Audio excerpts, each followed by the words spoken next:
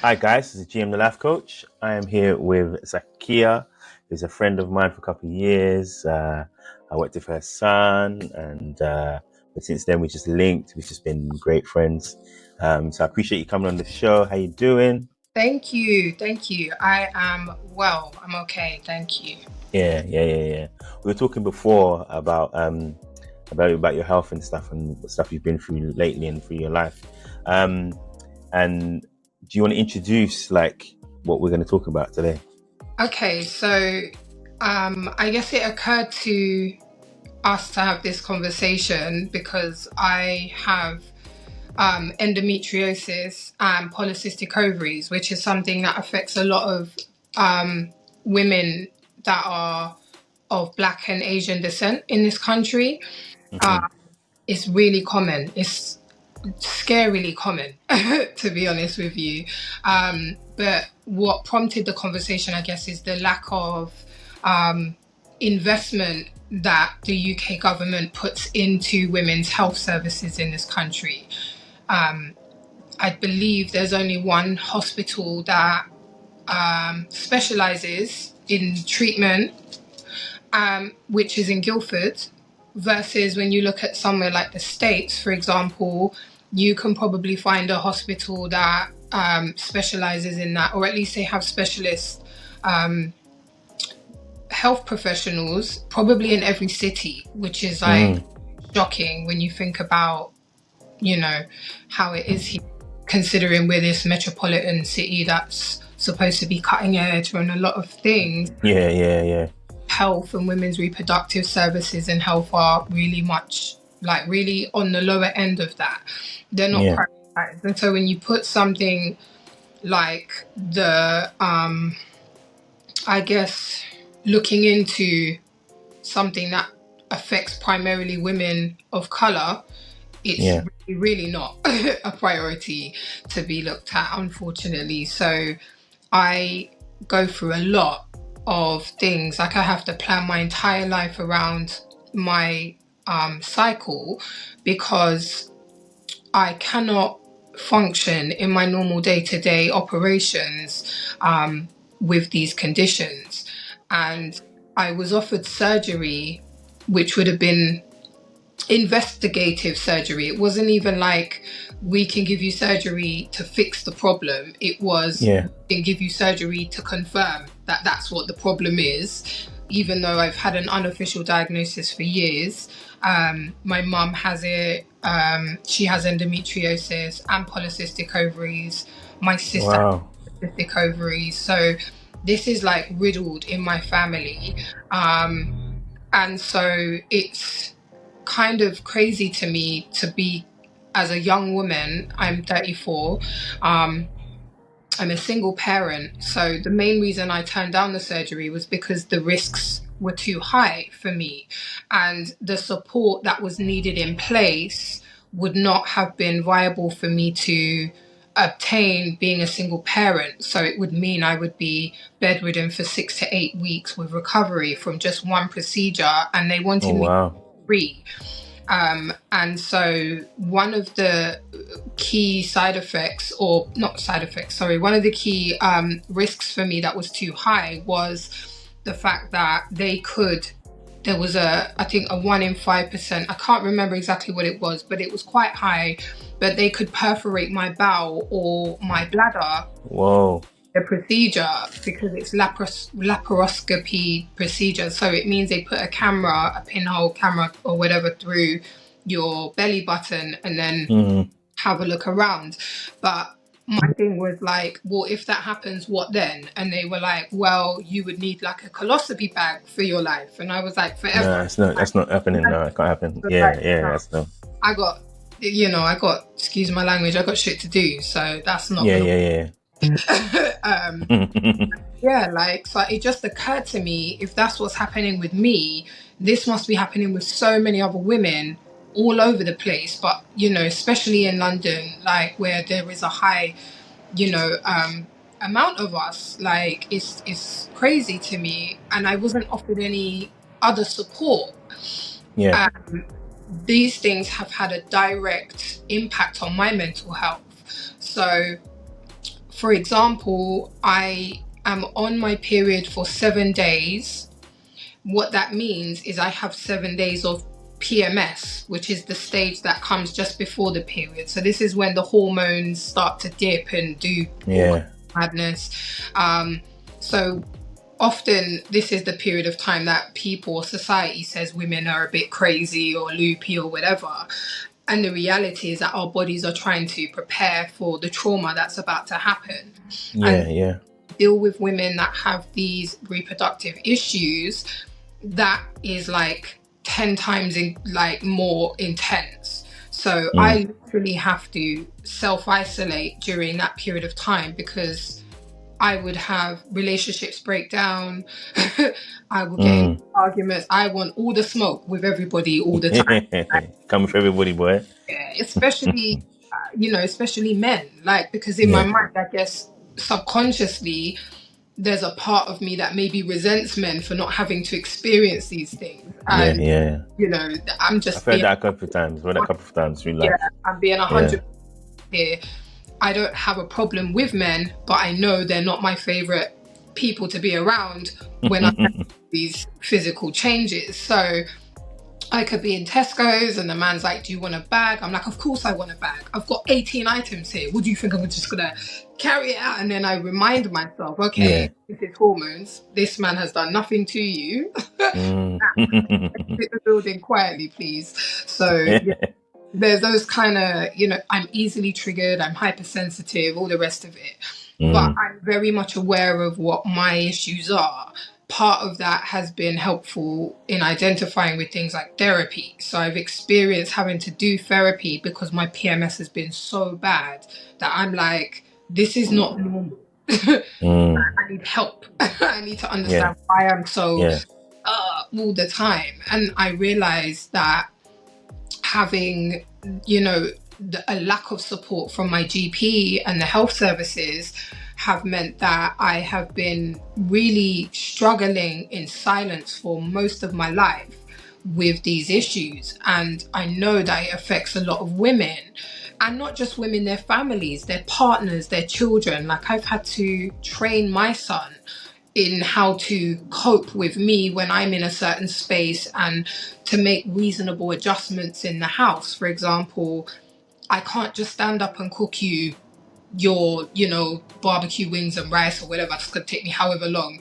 I can't do that right now. So I need you to be patient and understand that maybe you're going to go without certain things that you really want or whatever right now. So, okay, we might need to order a pizza, or I might need to make something quicker like pasta or something, and when I'm snappy with you, it's not personal. I know it feels personal, but it's just how I'm feeling. And so Was that hard for him? Was that hard for him in the beginning of that? It was initially, because he was quite young, but I think I realized that I'm grateful that I was able to start working on myself from quite many years ago. So these have all been really beneficial tools in creating structure for him to understand, okay, this is mom's time of the month.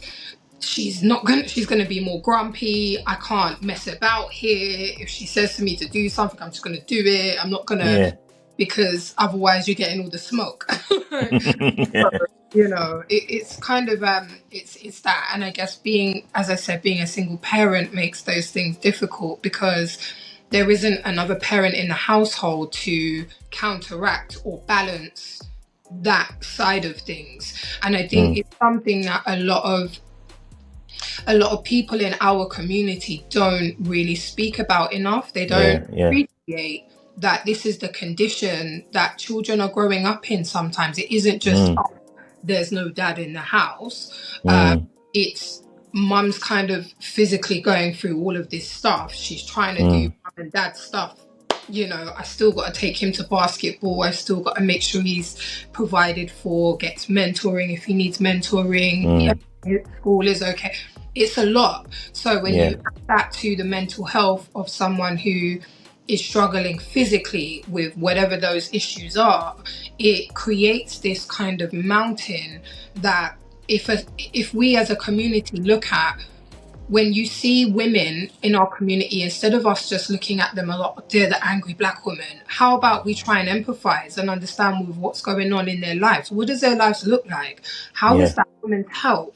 How does her health impact her ability to be in the workplace, to maintain relationships, not just with, like, let's say partners romantically, but friendships, family Mm. relationships, colleagues relationships, Yeah. it has a knock-on effect on every area. And so, like I said, me personally, I have to isolate for basically a week. And so I do the bare minimum with work. I do the bare minimum with physical things. I have to plan. I have to make sure that my house is tidy ahead of my cycle starting, because I know I can't get up and hoover. I can't go and do these Mm. things. I have to make sure everything is planning. And so it has a direct effect on the mind that I have going forward in that process. It's hard to not feel like a failure. It's hard to not feel like, you're not beating yourself up. Why can't I do this? Why haven't I done this? Yeah. Oh, my house is a mess. I'm late for work. I've had to Mm. cancel an appointment. I've had to do this. I've had to do that. Which brings in the mental health part of it we were discussing Right. before.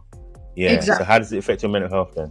It massively, terribly, terribly. It affects my mental health terribly. And, it's something that I've had to really come to terms with as a woman who is very independent and really kind of self-reliant. It's hard because it means I have to ask for help more. I need help. And the older I get, the harder it is on my body to bounce back. Every month, it almost feels like it gets worse, to the point where I'm like praying for like early menopause or something. Because I'm like, I want the change already because I'm Yeah. sick. Yeah. I'm tired of this and my body's exhausted. So, but at the same time, it does give me a lot of time to reflect. It does give me a lot of time to really sit with myself and understand what I need. But it requires Yeah. me It's important. sometimes, because I can't get by if I don't take what I need for myself in order to be okay, so I can get by. So Yeah. I think if you speak to different people in my life, every single one of them will tell you, yeah, when it's that time, she's a nightmare. Yeah. Right. Stay out the way. Yeah. Right. But my way of dealing with that is by understanding it, educating myself on it, and in turn trying to give that information to the people closest to me so that they Mm. can understand. Like, a lot of people think, oh, it's just an excuse. It's not an excuse. There's something physiologically wrong in my body and it's having a massive impact. And just because you can't see it doesn't mean it isn't. Mm.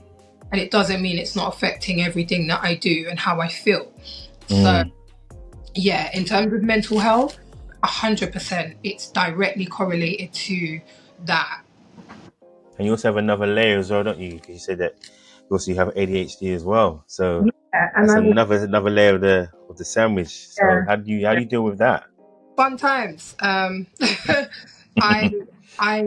the same way, really. I take each day as it comes. I try not to be hard on myself. I Mm-hmm. seek out therapy when I need it. It is imperative for me to really highlight how beneficial therapy is for us as people, because I know that historically it's something that we've seen or characterized as that's for white people, or that's not for us, or it's too expensive, or whatever. These are all narratives that I believe have been given to us for us to not access what we need.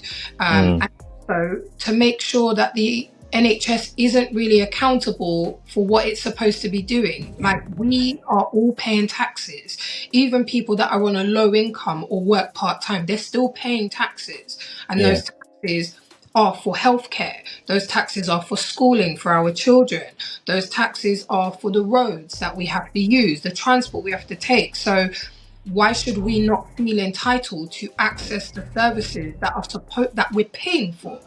Do you know what Mm. I Supposed to have, yeah. Right. Mm. So, yeah. But what I will say is that in my therapeutic journey, the thing I found most helpful is seeking therapy from someone that looks like you. It's very difficult for us as Black people, as a community, with the amount of trauma that we have here, to sit down in front of a white person, bare our souls, and then feel judged. Get them to understand where we're coming from. Because they don't understand. So I first started my first experience with therapy was probably when I was a kid in school. But because I went to a really poorly funded school it doesn't even exist anymore, in Lambeth. I grew up in Lambeth. The resources there were crap. there's, as far as I'm aware, they're getting better, but you know, coming from a certain background, you're probably going to be experiencing the same sort of thing. But what I realized is looking for certain things, researching them, is helpful. We cannot expect that we're going to go to our GPs and they're going to give us all the answers, because that's not their job. Their job is to treat the symptoms. So I was diagnosed with depression, with anxiety, panic disorders, all of these different things. And it took years to come to the correct place, which is, no, I have adult ADHD. Well, I have ADHD, which is only being diagnosed as an adult because no one bothered to look at it when I was a child. You know, I'm autistic. I come from a neurodiverse family, and my GPs were trying to tell me that symptoms that I was experiencing were something else. So sitting down and being told, fill out this questionnaire to see if you're suicidal or not, isn't helpful for me. I'm not suicidal. I enjoy my life. I want to live. I'm finding it hard to cope because the current framework or the system I'm in is not set up for my way of living. Right.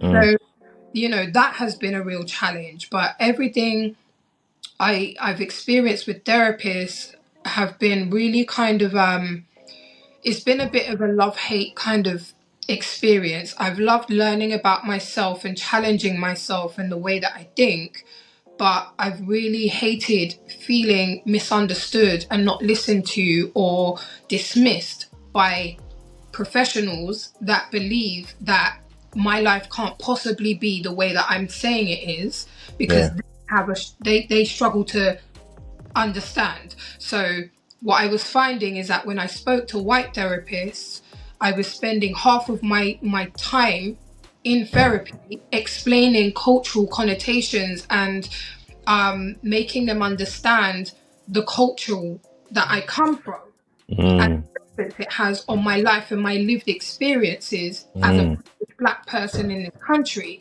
So making them understand, when you come from a Caribbean household, this is what it looks like, or when you come from an African household, this is what it looks like, or whatever. If your parents are first or second generation immigrants, or blah blah blah, these are all things that I shouldn't have to explain to access. There should be somebody there that should be able to Last therapist I saw was a lovely lady called Heather, and she was from an organization called Black Minds Matter. I believe they're based in Lambeth, and I can tell you that it was so refreshing not having to do that.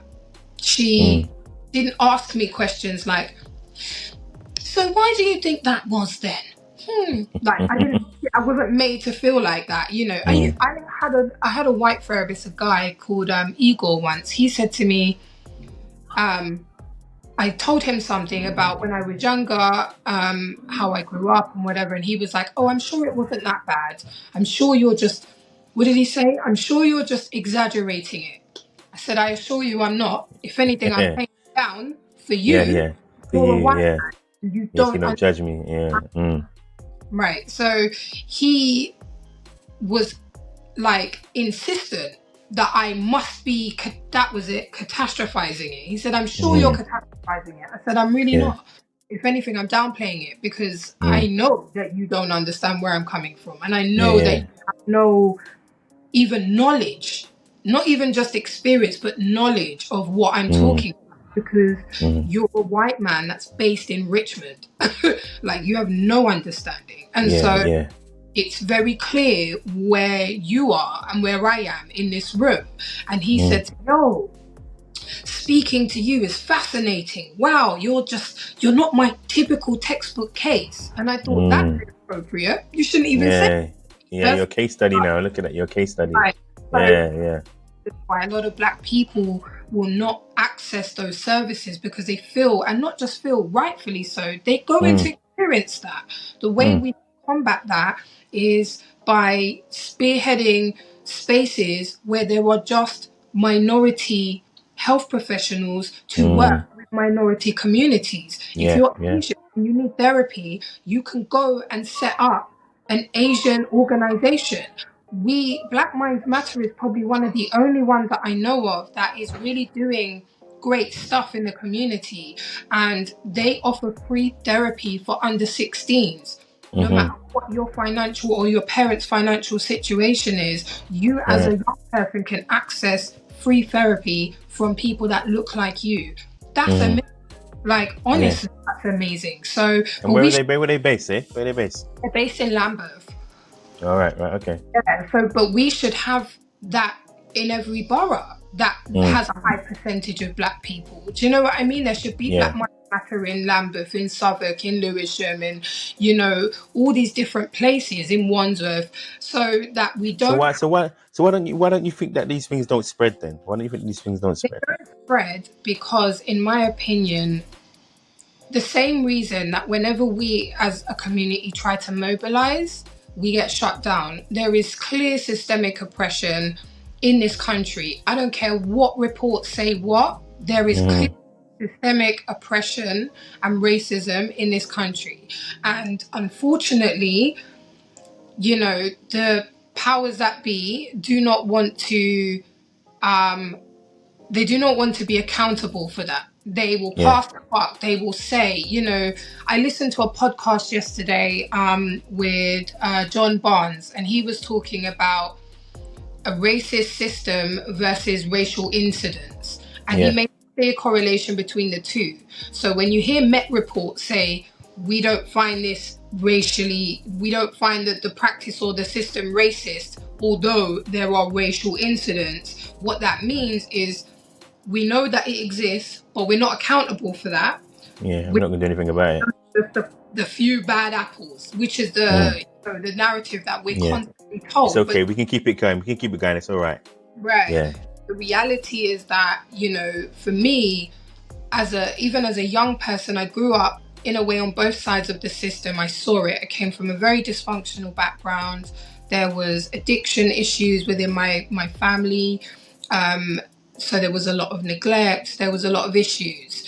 And I was homeless for a period of time as a young person, and I was also living in care as well. So I was looked after by the local authority for a period of time. So I've seen it on both sides. And what was very clear to me at the age of 14 was this is done by design, and the system is not broken. It works very well because it does exactly what it's designed to do. It's not a secret that people that look like me, that come from where I come from, that are from the same socio-economical backgrounds, are having such a similar experience. And the people that live across the road, you know, that are in the nice big houses and whatever, isn't it? Yeah. Having a different experience too. We're in the same postcode, but we're experiencing life so differently. And I understand that more so living now. I live in Richmond, and I've been living in this borough since 2010. And my son has grown up here, and his experience versus if he had grown up in London is very different. And that's precisely why I live here. You know, it is isolating. It is, you know, sometimes debilitating socially, but my need as a parent, as a single parent, to protect my son has been paramount, and it's meant that he has had a proper childhood. You know, I'm not by any means wealthy like my, you know, Richmond counterparts here, but I am living a better standard or quality of life than a lot of people that are, you know, socio-economically coming from the same bracket, you know, that are in London. Very different, you know, the fear of their child going to the shop, just, you know, getting on and off of the bus for school and kinds of things. I don't live with that same fear. although I live with a different fear, which is my son is a teenage black boy and he may meet the wrong white girl, for example. And, you know, parents might not like that and they might want to, you know, we all know how that story goes. So there are still very relative fears, and also his interactions with the police. I've had to teach my son about consent. I've had to teach him about how to comply with law enforcement, what those interactions look like to keep him safe. You know, the experience is the same wherever we go. That's really what I understand, is living out here and living in London and growing up there. The experience, there are still certain things that are the same, unfortunately, but the why is very clear to me, and it's all systemic, all of it. Yeah. Wow, that's been amazing. That's amazing. So now, listen, Zay, listen, I'm letting you know, you're gonna be a regular person on my podcast, because I've been sizing you up for the longest time. You don't even know it. I've been sizing up for the longest time, just trying to get a moment. But listen, because we've spoken so many times on the phone and we've agreed on so many different things. I've been going, you know, like we voice note each other, and I'm just like, yeah, every single time you say something. So, hope you don't mind, but I'm recruiting you for the podcast as a regular host on here. You know what? I actually was thinking about doing a podcast myself, but honestly, my mind is a bit like, it overthinks a lot of things. So I haven't done it. And a big part of that is because I just don't know where to start. The equipment, the tech side of it stresses me out, honestly. So, but I'm very passionate about talking to people and being informative to our community and giving people a platform to be able to voice their opinions, because I think it matters. I think we should have our own version of LBC. We should have our own, you know, things that we as a community can plug into and get information from. So if I can help with that, I see what you're doing. I love it. And, you know, I'm happy to be here. You know, I'm honored. Yeah, man. And obviously hope you start up your one as well, man. You know what I mean? Yeah, I mean, it's not as hard as everybody thinks it is, you know. It's really not. Once you have a few different bits and pieces, you can just do it. Everyone tells me that. It's just, you know what it is? It's just my brain. Because I have a diverse brain, my mind I'm my own worst enemy when it comes to certain. And with the whole ADHD thing, it makes it really difficult for me to follow through on things that I've focused without a support network in place. And those people around me have to be able to help me play to my strengths, because I'm really strong in certain areas, but I'm also really weak in other areas. And sometimes I honestly just don't like asking for help. I'm really proud. I shouldn't be, but I am. So it's hard for me. Don't worry, you're not the only person, don't worry. Yeah, I need help, guys. Help me. You know. Well, well, I'm here anytime. You want help, man. Definitely. For anything. Do you have any topics or things that you want to, you know, go backwards and forwards on? Like, I'm here, man. No, definitely. Because I know we've got a few things that we want to get off our chest. So yeah, man. Great. Yeah. That's what you're doing is so dope. Like, from when I first met you, just your ability to want to carry your community into higher, you know, esteem is great. Starting with the kids, and my son got a lot from your course. Like, it's amazing, you know. I've referred so many people I know that have kids to you and your programs and stuff, like, you know, even your tutoring and stuff. It's really cool, man. I'm here for it. Yeah, I'm trying to do more, but it's just having time, space, and money. Time, space, and money. If I had more of that, we'll be fine. You know, my money is right now, so I get it. Yeah. I don't have money for anything other than that, and it's like, I need money. Yeah. But this is one of the things for me that it's just like the easiest way to influence people without having to really, you know, rely on anybody else. You know what I'm saying? Yeah. So I tried to bring people together. It didn't quite work. You know, have crabs in a barrel sometimes, mentalities and stuff. But hey, we move, innit? We move on. We are all here to attract our tribe, and sometimes our tribe looks one way today and it might look different tomorrow, and that's okay.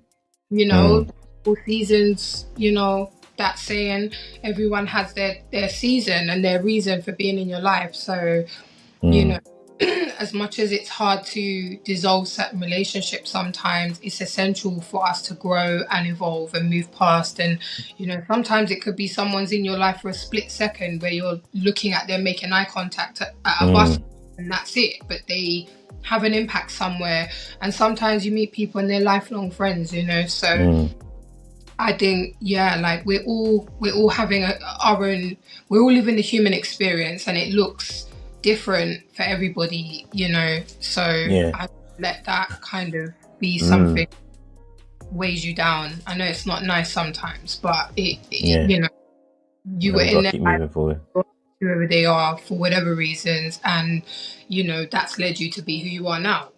You're going to be the same tomorrow, you'll be someone else tomorrow, so it's all good, man. All right, so before we go, let's talk a little bit about what you do, because you have a wicked venture that you're doing. I went there, I what's the word? I experienced it, and I enjoyed it. You get to go to the last one because timing and stuff, but please talk about what you do. So my current, one of my current ventures is I work with a small collective and we do events, and our event is called Stepping with the Ancestors. Woo, woo, woo, woo, woo, woo. But basically it's a whole vibe. Basically, the majority of our core audience or clientele, I would say, is over the age of 35. And it's just about bringing us together, celebrating life, being alive, and celebrating for the people that are not here anymore. And so the brand Stepping with the Ancestors is made up of two promotions. So one is called Celebrate Life, which is a promotion that I'm a part of, and my partner and I, we run that. And the other one is called It's My House, which is with the other two members of the collective, and that is run by a woman called Louise G. She's a DJ. She is amazing. Like, she literally learned how to DJ, and within a year she is like booked to be at festivals in Portugal and just amazing things. She also has her... Is that the lady with the glasses? Yes. Oh my Lord, that lady's a vibe. Yep. Vibe. When she hits the decks, it's like violence. It is. I went mad. I went crazy. Don't expect it. Yeah, you wouldn't think it. Yeah. Oh my gosh! Like, you could see real people. Like, it's real. You hear the swords clanking. Yeah. Like, oh, I'm with it. I love it. Like, I love it. So gas. But yeah, basically, we wanted to create a movement. So Stepping with the Ancestors is a movement, and long-term wise, our objective is to have our own festival in Africa where all of us can come, literally be on our ancestral plains with our ancestors, with each other, and just celebrate the fact that we're amazing and we have all of this stuff within our communities, this creativity, this magic, and it needs to be out there and it needs to be owned by us. It doesn't need to be appropriated and collected upon by others. It needs to be owned by us, and it needs to be used to uplift each other. That's the objective of it for me. I mean, maybe my colleagues might not see it in exactly the same way, but for me, that's how I see it. It's definitely a movement, and it's definitely something that we think that there's people focused on like the younger generations. When it thinks about promotions and stuff, there's a lot of things for people that are over 18 or over 21. We're like, ideally we want people over 30 because we're at that age group where we still like to party, we still want to go out, we want to have a good time, we still want to dance, and in fact I think we party better than the younger ones. I think we do. We actually dance and on our phones, the same. Right. We know our limits. We know when it's time to go home. We know and maybe get mostly not to know to go home, because I saw people hanging outside your venue the other day. Yeah, just hanging out. I saw the video of you people hanging outside your venue. No. So mostly, we want to go home. We just wanted to continue partying. When I meant go home, what I mean is that when you get drunk or you're too intoxicated, it's time to go. Yeah, Some yeah, people, yeah. younger crowds, they don't know when to go. They're just still there until they're paralytically having to be carried out by security. I know what you So mean, yeah. for us, Mm. we've never had any incidents of violence. We've never had any incidents of people being too intoxicated, or we've never had to call the paramedics down and blah, blah, Mm. blah. So, you know, I'm really proud of the crowd that we attract and the way that, you know, we enjoy ourselves. We party like we're 18, but then responsible enough to make sure that everyone has a great time.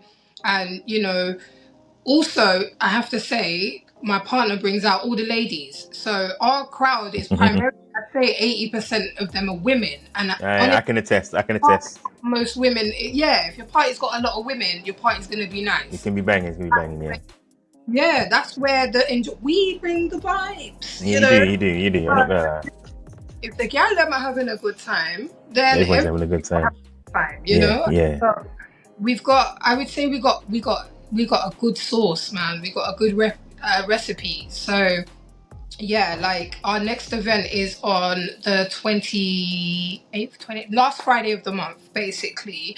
And that's going to be happening at the Mix in Dalston. That's in East London, for those of you that might not know Dalston. But it's a really lovely bar. And our event is on Eventbrite, so you can hit us up there. You can go on Instagram. You can follow Celebrate Life and It's My House Instagrams. You can follow Stepping with Ancestors Instagram. All the information is there. There's a lot of great footage on there. Big up Digital Captures. They really captured the essence of it, and that's on YouTube as well. So if you guys wanted to go and have a look and see what the vibes, Yeah. After you've watched this, go and watch that. go and check it out. But yeah, man, with the Ancestors, it's a movement, and we're on better, man, this year. By this time next year, we're hoping that, you know, we will be in a much better place. But the good thing is that we've also just started showcasing live PAs as well. So far we've had Maxwell D, who's performed. He smashed it. Most recently had Flirta D, which was on Friday gone. He shut down the place. It was crazy. The people loved it. And yeah, we're you know, so if there are any people out there that want to come and do a PA that are, you know, thinking, yeah, maybe want to get in touch, like, you know, good to hear from you all as well. And where do they get in touch? Do they get in touch? It's on your socials. If you contact us via Instagram, that will probably be the quickest way to get through to one of the team. We're always checking the Instagram. We get a lot of information, messages and stuff through there.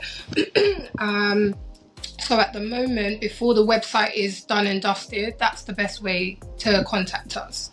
Wicked. That's an excellent promotion. That's what I'm talking about. That's how you do it. And make sure you send some stuff to me so I can put it on my Instas. Yeah, I've got about 400 Instas right now. Yeah. Thank you. So listen, fabulous. We're gonna do this. I don't know how regularly we're gonna do it, but we're gonna do it. Maybe just once a week. Well, I don't know, maybe once or twice a week. Because I just feel like there's so much to talk about right now. Just like trying to keep things on a positive, but there's also negative to talk about as well. I'm here, as long as it's authentic and it's honest. I believe in radical honesty. Like I'm a big fan of radical honesty. So even if it's something that I myself I don't like, I'm willing to have a conversation about it because I want to understand it. And, like, on my perspective and those of people that, you know, see things differently, you know. So I'm all about communication, and I think conversing is the purest form of communication that we can do as people. And, you know, I'm here for whatever the topic, whatever the time. Yeah, wicked. Well, more than likely probably be in the night time because, you know, I'm a late owl. You know, we like a late owl, so we just do this. You know what I mean? People don't really know. Yeah, don't go to their bed. Yeah. But yeah, all right then. Listen, fabulous. Thank you so much. Sprung it on you and you still came through. I love it. Listen, Zakiyaa, my life coach, just finished talking to Zay. Oh my God. So I call her Zay. She calls herself Z, but I call her Zay. So, yeah. But yeah, just thank you so much for watching. and keep tuned in for. Oh, I wanted to ask you as well. What do you think of the podcast that you listened to so far, the audio podcast? Because I'm I going to love obviously meld the two together, but yeah. I love the podcast. I think that you are definitely onto something. One of the things I actually wanted to say to you from the other day, which I forgot, was I love the impromptu ones, the ones where you catch people outside and they're in the streets or wherever and you're just like grab them for 5 minutes. I love that. I think that's so cool. It shows that you're really in touch with the community. It shows that you're out and about, that you are dynamic in creating content, which I think is really good in this arena of podcasting. So I am really enjoying it, and I'm happy that you even want me to be a part of it, and I can't wait to see what you do, honestly. Yeah, man. We're just going to do this Yeah, thing. Don't worry about that. yeah, Don't worry about that. it's dope. It's really, really good. You've got a great there, and I really enjoy listening to. I intended to listen to one episode, and I just spent the day listening to it. They just rolled up. Yeah, like I love it. As I said, the episode you did with Raphael, I thought was amazing. No, don't say that on air now. He's going to get a big head. Now he's going to watch this and get a big head. Raphael, you smashed it. I love it. It's amazing. I love the chemistry that you both have with each other as well. I think that I guess probably because you've known him since he was a young man. So yeah, like really, really good episode, great content. And, you know, listening to it is something that I'm like, you know what, my son, you need to listen to this, listen to these stories. And, you know, so even not working with my son anymore, you're still working with him. No, wicked. That's what I like. Yeah, no, I mean, he's going to come on the show again soon. And he's just become a dad. So yeah. So he's coming on the show soon. I'm gonna have to bribe and get him out of his house to come down. But yeah, we're gonna discuss some stuff and I'm really pleased that you did this because I really cool. Yeah, I missed it. So I'm just trying to get into this now. Now videos now, innit? Gotta look good. You're the only person. I remember I told you I'm not really a fan of being on. Like, I really am I feel strongly about protecting my anonymity, but because I'm confident in what you're doing, I'm a little bit more like, okay. I'm kind of put you on the spot today, but it's fine. Yeah. And you know, there's a lot of I'm hoping that there can be people that can take a lot from what we've said. And definitely. Right. Definitely go now. Okay. So, listen, thank you for tuning in. Thank you. Zay, you're amazing. We'll be back soon. And yeah, take care. Stay tuned to GM the Life Coach podcast. We are on audio and on YouTube. So if you want the audio version, you can go on Spotify, GM the Life Coach. On YouTube, it's same thing, GM the Life Coach. You know, because you're watching this, so you obviously know. On Instagram, it's GM the Life Coach podcast as well. And I also do life coaching as well. So if you want to hear any life coaching, anybody that needs any life coaching, just hit me up. And I also do vocal training as well. So I'm a bit of a crazy guy doing lots of different things. But yeah, just hit us up. GM Life Coach podcast at gmail.com. Just hit us up. All right. Peace out, man. Thanks, Zay. You're welcome, man. Love to you guys. Bye.